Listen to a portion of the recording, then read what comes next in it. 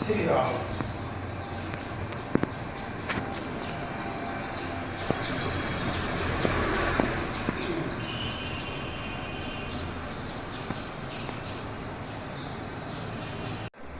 नमस्कार दोस्तों, स्वागत है आपका। मैं मुनीश शर्मा आपको आज बताने जा रहा हूँ, एक मिलवाने जा रहा हूँ कुछ विशेष लोगों से। जैसे कहा जाता है कि अगर जहाँ चाह वहाँ रहा, अगर आदमी की इच्छा शक्ति हो कुछ करने की तो वह कुछ भी कर सकता है। और इस विश्व में ऐसे बहुत से लोग हैं, अगर उन्होंने ठान लिया कि हमको कुछ करना है तो वो अपने कदम आगे बढ़ाते हैं, तो प्रभु भी उनका साथ देता है और उनके कदम आगे बढ़ते चले जाते हैं। कठिनाइयाँ आती हैं लेकिन जो उनका उद्देश्य है उसको पूरा करके देते हैं। इसी क्रम में आज मैं आप लोगों को मिलाने जा रहा हूँ दो युवकों से जिन्होंने कुछ ठाना है इस संसार के लिए, अपने भारतवर्ष के लिए और आने वाली पीढ़ी के लिए। जी हाँ, मैं बात कर रहा हूँ उन दो युवकों की जो अयोध्या से चले हैं ना जी, अयोध्या से चलकर पूरा भारत भ्रमण कर रहे हैं पैदल और एक संदेश देना चाह रहे हैं सभी देशवासियों को कि आने वाला जो हमारा समय है, आने वाला जो हमारा भविष्य है, आने वाली जो हमारी पीढ़ी है उसको किस प्रकार से पर्यावरण के प्रति जागरूक किया जाए और आने वाले समय में विकट समस्या ना बने पेड़ पौधों की या ऑक्सीजन की, उसको लेकर एक जागरूकता अभियान इन लोगों द्वारा चलाया जा रहा है। आइए बातचीत करेंगे, पूछेंगे। क्या नाम है भैया आपका? मेरा नाम आशुतोष पांडे है। आशुतोष पांडे जी, कहाँ से आप चले हैं फिलहाल? मैं 4 दिसंबर 2022 को अयोध्या उत्तर प्रदेश से चला था और मैं रहने वाला उत्तर प्रदेश सुल्तानपुर जिले का रहने वाला हूँ। उससे पहले मैं दिल्ली में रहता था और दिल्ली में फिलहाल मैं जॉब कर रहा था। कोविड समय था जब लोगों की मेरी आंखों के सामने डेथ हो रही थी। उस टाइम फिर मैंने सोचा कि जो भी मुझे काम करना है एज ए यूथ, अगर आप एक सोशल इम्पैक्ट क्रिएट कर पाएँ तो मुझे लगता है समाज के लिए सबसे बेहतर काम हो सकता है। तो फिर मुझे लगा कि पर्यावरण एक ऐसी समस्या है, पूरी दुनिया की सबसे बड़ी समस्या है। उसी टाइम मैंने WHO की रिपोर्ट पढ़ी थी। WHO ने सबमिट करते हुए बोला था जो लोग दिल्ली के अंदर रहते हैं वो सिर्फ एयर पोल्यूशन की वजह से 10.6 से अपनी ज़िंदगी लॉस कर देते हैं। आप मेरे स्लोगन पे देखेंगे तो यहाँ पे एक डेट लिखी हुई है 5 साल दिखाइए आप इनका थोड़ा सा एक बार। ये 5 साल 162 दिन जो लिखा हुआ है, ये क्लाइमेट क्लॉक की वेबसाइट है जिसने बोला 5 साल 162 दिन के अंदर अगर हमने फॉसिल्स को रिड्यूस नहीं किया, कार्बन को रिड्यूस नहीं किया तो 2030 तक पूरी क्लाइमेट खत्म हो जाएगी। और अगर क्लाइमेट खत्म हुई तो हमारी जो फूड साइकिल है ना पूरी खत्म हो जाएगी।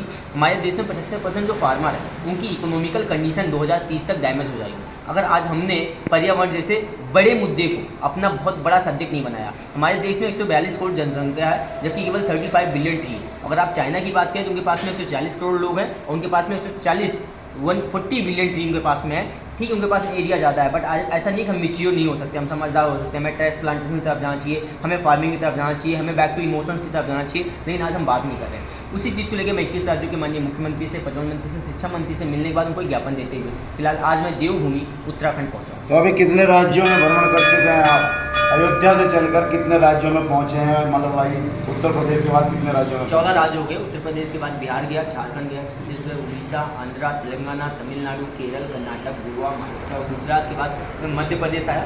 मध्य प्रदेश के बाद मैं वेस्टर्न यूपी होकर आज फिलहाल मैं रुड़की पहुँचा हूँ और रुड़की पहुँचने के बाद यहाँ पे कल हम वृक्षारोपण करने के लिए लोगों से मिले और अभी कुछ यहाँ पे अच्छे इन्वायरमेंटलिस्ट थे, मिलने का हमारा प्रयास है। फिर स्कूल सेमिनार्स किया जाएगा। स्कूल सेमिनार्स करने के बाद बच्चों को बताया जाएगा कि बेटा हमारे पास हमारी 2 माएँ, एक जिसने हमें 9 महीने पेट में रखा, जन्म दिया, और एक जिसने जन्म लेने के तुरंत बाद हमें ऑक्सीजन दी, पानी दिया, खाना दिया। जो 9 महीने पेट में रखी थी है उसकी बात तो पूरी दुनिया करती है, लेकिन जो 90 साल तक हमें पाल रही है आज उसकी 9 मिनट बात करना बंद कर चुकी है। जिस सनातन संस्कृति की हम बात करते हैं उस सनातन संस्कृति की शुरुआत ही प्रकृति से होती है। अगर आप प्रकृति की विशेषता नहीं जानते, प्रकृति को आप सुरक्षित करने के लिए काम नहीं करते, आने वाले भविष्य को आप बचा नहीं सकते। आप अयोध्या से आते हैं, भगवान राम की नगरी से आते हैं, तो मैंने देखा कि भगवान राम के जीवन काल से अगर आपको सीखना तो उनका बचपना प्रकृति के बीच बीता, उसके बाद उनका वनवास हुआ तो 14 वर्षों तक प्रकृति बीच में रहे, वापस आए, राजा बने, उसके बाद माता सीता को फिर से वनवास जाना पड़ा, उनके 2 पुत्र हुए, जंगल में हुए, पूरा जीवन उनका प्रकृति के बीच में रहा। हम सिर्फ महलों की कल्पना कर सकते हैं लेकिन जीवन हमारा अगर बचाना है तो हम सिर्फ प्रकृति के बीच में ही जाके बचा सकते हैं। कहने का मतलब यह है कि भाई सबसे बड़ा जो मातृत्व है वो प्रकृति के अंदर है, क्योंकि हम लोग पैदा होते हैं माँ के पेट से लेकिन जीवन हमारा शुरू होता है प्रकृति के माध्यम से। जी हाँ, अगर पहली सांस लेते हैं जो ऑक्सीजन मिलती है वो प्रकृति के द्वारा दी जाती है और वही पेड़ पौधे हमको ऑक्सीजन देते हैं, जिनको हम आज के समय में हम लोग बिल्डर बनकर बड़ी ही तीव्रता से काटते चले जा रहे हैं। पैसा देख रहे हैं, जीवन नहीं हो सकता है आप लोगों का जीवन इस पैसे से गुजर जाए। आने वाले जो आपकी पीढ़ियाँ हैं जिनके लिए ये पैसा जोड़ रहे हैं शायद उनको सांस भी ना मिले। बहुत अच्छा विषय इन लोगों के द्वारा रखा गया है। जो 14 राज्यों में आप गए हैं, उन 14 राज्यों के जो मुख्यमंत्री उनसे मिले हैं, आप उनसे बातचीत हुई आपकी, क्या आश्वासन मिला है? जो मेन समस्या है उनका यही है कि जो जनता है ना, जन समर्थन, वो देश से अभी भी नहीं मिल पाया जी।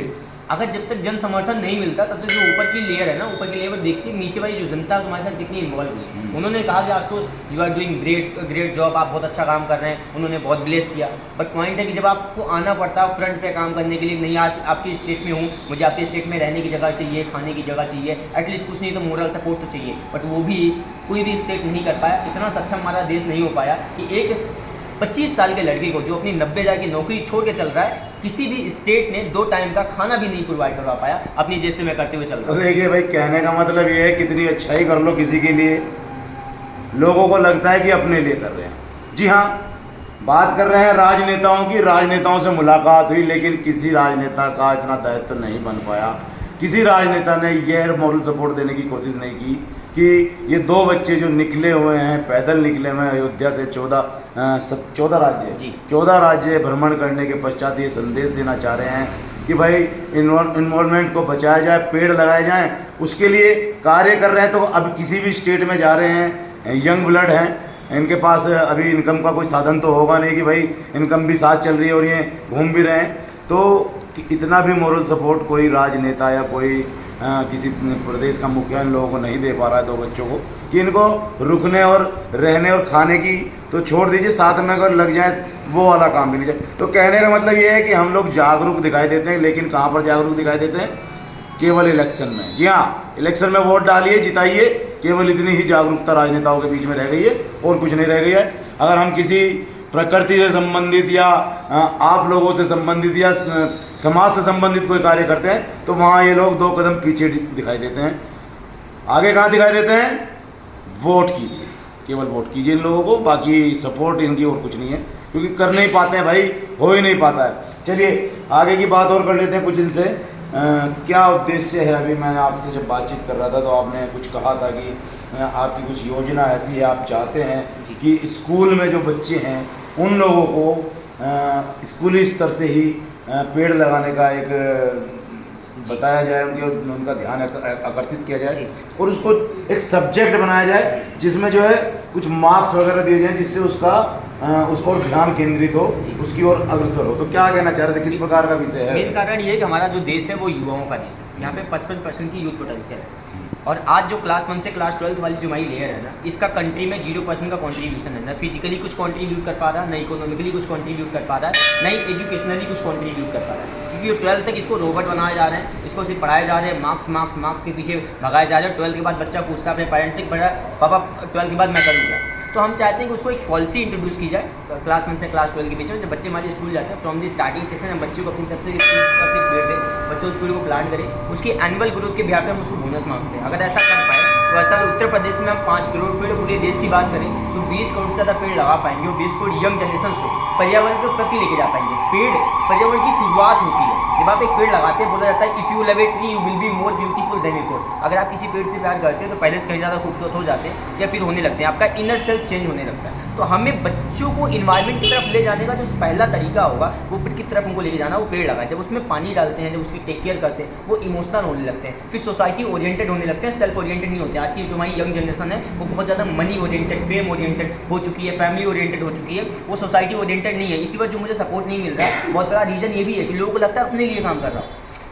देखिए, कहने का मतलब ये है कि बच्चे जो होते हैं बड़े कोमल मन के होते हैं, जिधर उनको ढाल दिया जाए, मन उनका जिधर ढाल दिया जाए उधर ढल जाते हैं। अभी आजकल हम लोग देखते हैं क्या है कि हमारे बच्चे मोबाइल्स वगैरह लेकर गेम्स खेलना शुरू कर देते हैं और इस शुरू से ही आदत पड़ जाती है, या वीडियोस देखते हैं, शॉर्ट्स वीडियोस देखते हैं, इन सब चीज़ों में लगे रहते हैं। लेकिन हाँ, अगर कॉलेज या स्कूल्स, ये जो चिल्ड्रंस जहाँ पढ़ रहे हैं स्कूल्स, वो दायित्व निभाएं अपना और उन छोटे बच्चों को सिखाएं भाई, रोज़ाना एक क्लास को ले जाया जाए ग्राउंड में, उनसे गमले में पानी डलवाया जाए, उस विषय में बताया जाए कि भैया पेड़ किस लिए हमारे जीवन में आवश्यक हैं, ये पेड़ पौधे हमारे जीवन में क्यों आवश्यक हैं। इन सब चीज़ों को सीखने के बाद अगर बच्चे अपने घर में भी पेड़ पौधों की तरफ ध्यान केंद्रित करता है तो इसका मतलब हमने थोड़ा थोड़ा वह लक्ष्य पाना शुरू कर दिया। आने वाले समय में वह बच्चा प्रकृति के प्रति, वनस्पति के प्रति जो है प्यार दिखाएगा, ध्यान केंद्रित करेगा और हो सकता है कि हम लोगों के बिना कहे वह पेड़ पौधे लगाना शुरू कर दें, और यह ज़रूरी भी है आने वाले भविष्य के लिए।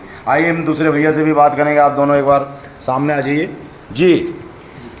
क्या कहना चाहेंगे, क्या आप लोगों का उद्देश्य है? अभी आपने 14 राज्य तो आप कर चुके हैं, उत्तराखंड में हैं फ़िलहाल, आगे बेसिकली